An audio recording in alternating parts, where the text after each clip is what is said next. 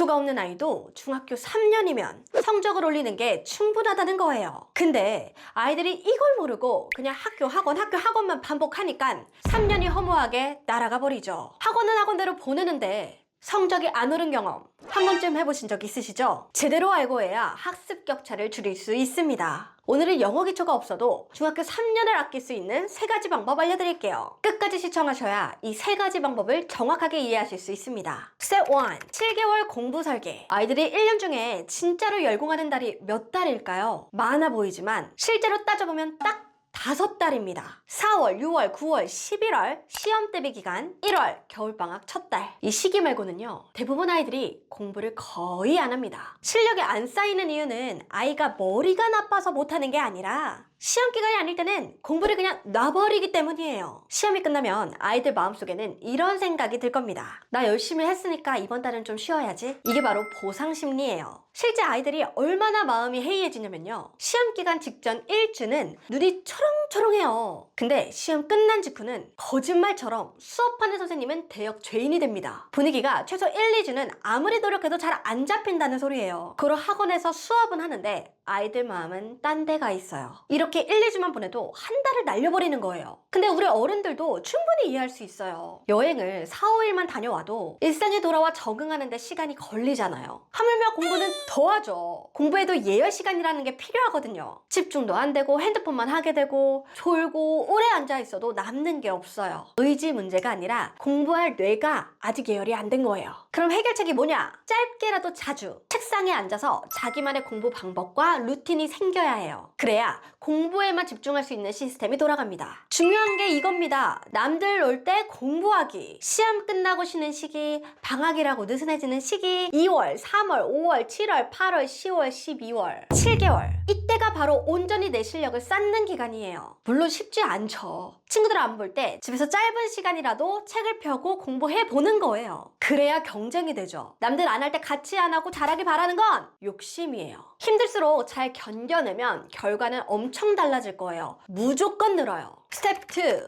구체적인 7개월 영어 공부법. 중학교 어휘 문법 끝내기. 제가 영어 강사다 보니 중학교 영어로 예를 들어볼게요. 중학교 영어 공부에서 제일 중요한 건 딱 2가지예요. 단어를 얼마나 많이 하느냐, 중3까지 문법을 얼마나 완벽하게 빠르게 끝내느냐. 2027 수능 만점자와 최상위권 아이들이 정말 많이 하는 말이 이겁니다. 중학교 때 단어 많이 외운 거, 문법을 제대로 해둔 게 고등학교 가서 제일 도움이 됐다. 중학교 영어는 1년에 최소 영어 단어장 1권, 문법책 2권을 끝내셔야 돼요. 이거 선택이 아니라 기본값입니다. 문법책 1권은 4개월이면 충분히 끝낼 수 있어요. 그래서 이렇게 나눕니다. 2월, 3월, 5월, 7월 문법책 1권, 8, 10, 12월 문법책 1권. 어려우면 상반기 문법책 2회독 하면서 서브형으로 문제 중심의 문제집을 풀어주세요. 레벨은 제가 항상 강조하는 징검다리 학습법을 기준으로 삼으시면 됩니다. 초등 고학년은 초등 총정리와 중1 문법, 중1은 중2 문법 완성, 중2는 중3 문법 완성, 중3은 문법이 끝났죠. 깊이 있는 고등 모의고사의 시작 및 영어로 된 글법 많이 읽기, 영자 신문, 논픽션 글, 독해집 많이 읽고 풀어보는 거예요. 이게 최소 해야 하는 기본입니다. 고1 때 고일 진도 시작하면 애가 학교에서 못 따라갑니다. 근데 초등 부모님들은 여기서 많이 헷갈려 하세요. 고등학교 가면 수준 높은 독해력, 문해력이 더 중요하다던데요, 선생님. 맞습니다. 틀린 말이 아니에요. 왜냐면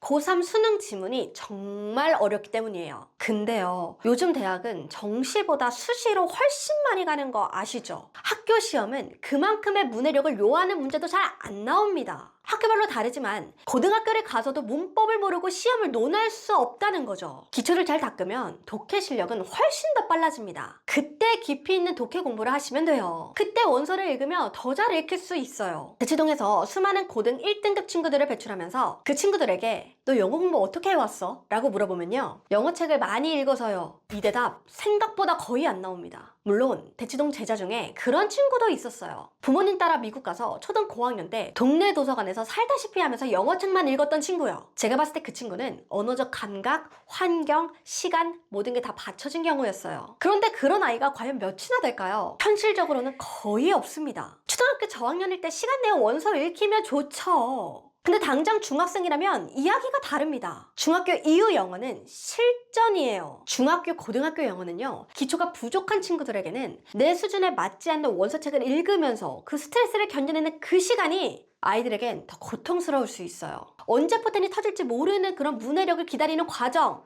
결코 쉽지 않을 겁니다. 중학교는 고등학교 시험, 학력평가 실전을 대비하는 훈련이에요. 영어 기초가 부족한 상태에서 독해책을 많이 푼다고 실력이 갑자기 늘지 않습니다. 오히려 틀린 해석 습관만 쌓이죠. 우리 시간을 효율적으로 쓰자고요. 원서 다 좋습니다. 단, 한 글책도 안 읽던 친구에게 영어책 갖다 줘가지고 고생시키지 말고 문법과 독해의 순서를 좀 바꾸자고요. 그럼 시험 준비도 독해 실력도 같이 향상될 수 있어요. 선생님, 단어는 아는데 무슨 말인지 잘 모르겠어요. 이게 바로 중학교 때 문법이 안 잡힌 상태입니다. 중학교에서요, 문법을 해야 되는 이유가 더 있습니다. 독해는 범위가 없어요. 하지만 문법은 범위가 정해져 있습니다. 시중 중3 문법 문제집 범위까지만 하면 고3까지 쓰는 문법은 사실상 다 끝난 겁니다. 그래서 중학교 때는 반드시 문법을 다 끝낸다, 이 생각으로 가셔야 해요. 스텝 3.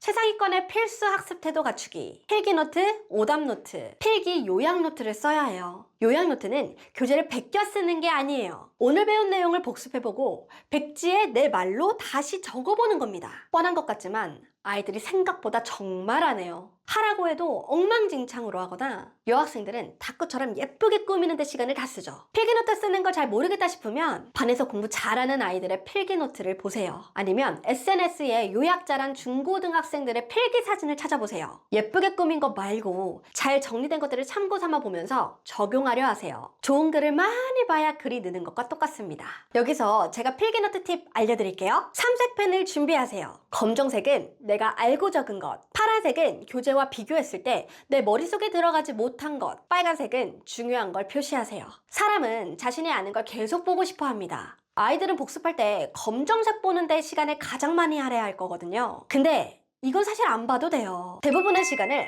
파란색과 빨간색에 더 집중해야 합니다. 의도적으로 내 머릿속에 넣으려고 애써 보는 거예요. 내가 공부한 걸 어떻게 시작해야 되지? 정리가 막막해서 이런저런 고민을 해보죠. 잘 안 써지더라도 그 고민 한번 끄적여보는 것 자체가 아이에게는 사고하고 정리하는 큰 힘이 생기고 있는 겁니다. 아이들이 더는 이거 들은 것 같은데 라는 생각을 멈추게 될 거예요. 오답노트. 오답 정리는 문제 풀고 채점하면 반드시 적어야 합니다. 내가 고른 오답, 왜 그 답을 골랐는지, 왜 틀렸는지, 이게 없으면 다음에도 똑같이 틀려요. 단, 틀린 문제가 너무 많으면 오답노트 아예 시작도 하지 마세요. 개념이 너무 부족한 상황에서 오답노트도 짐이 돼버려요. 오답노트가 의미가 있으려면 적어도 문제 60%에서 70%는 맞아야 해요. 그게 아니라면 개념 이해와 암기에 집중하고 다시 같은 문제를 풀어보셔야 됩니다. 그러려면 평소 문제를 풀 때 반드시 연필로 풀어야겠죠? 영어뿐만 아니라 전 과목에 다 문제풀이 하죠. 100%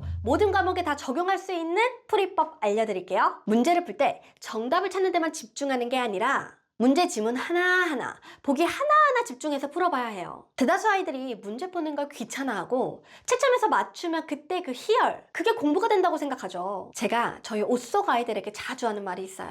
문제 좀 더럽게 풀라고. 보기마다 틀린 건 왜 틀렸는지, 맞는 건 왜 맞는지 간단히 표시라도 좀 해달라고 해요. 제가 말한 방법대로만 하면 문제를 푸는 과정에서도 엄청난 복습 효과를 가질 수 있어요. 때로는 정답의 근거와 직결되지 않는다고 하더라도 내가 배운 개념이 어떻게 적용이 되었는지를 따져가면서 공부를 하면 그냥 정답만 찾는 아이와 엄청난 학습 격차를 만들게 될 겁니다. 아이들에게 필기해, 오답노트해 이렇게 말하면 제대로 해오는 아이 거의 없습니다. 기준이 없고요. 옳고 그름이 없기 때문이죠. 학교에서는 시험 범위를 나가야 하고 학원은 진도와 선행을 멈출 수 없습니다. 그래서 아이 하나하나를 계속 꼼꼼하게 봐줄 수 있는 시간이 현실적으로 없다는 거예요. 그럼 누가 해야 될까요? 아이가 스스로 집에서 해야 합니다. 집에서 나를 돌아보는 공부를 채워야 합니다. 학원 수업이 공부라고 착각하는 친구들이 정말 많아요. 지금 당장 공부를 하고 있는 것 같지만 제자리 걸음이라면, 학년이 갈수록 성적이 떨어지는 것 같다면 내 방향성의 문제를 의심해보고 빠른 시일 내에 해결해보려고 해야 합니다. 빠를수록 좋아요. 중학교는 1년 1년이 너무 귀중하거든요. 마음을 다잡고 바꾸는 계기가 되는 영상이었으면 좋겠습니다.